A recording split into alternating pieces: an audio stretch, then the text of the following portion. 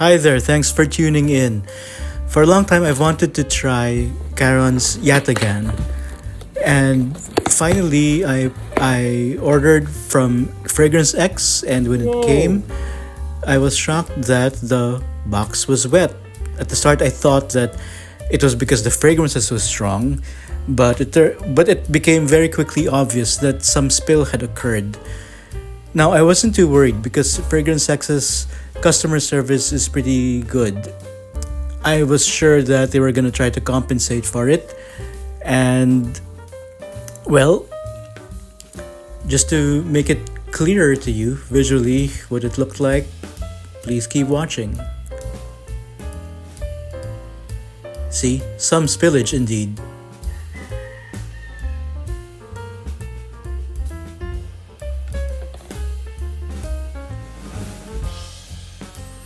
I'd say it's a little less than 20% that disappeared. Even the ink had run.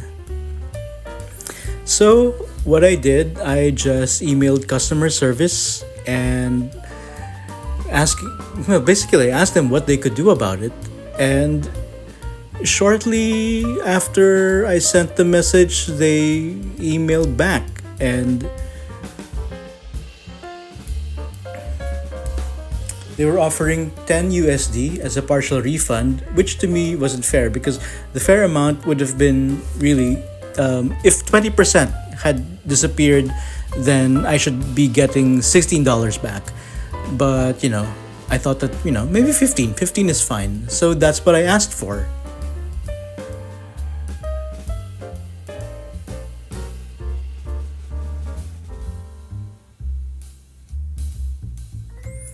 And soon enough, this all happened in less than 12 hours. They agreed to my request for a $15 partial refund, and it was gonna be credited back to my credit card. What to say? Way to go, FragranceX.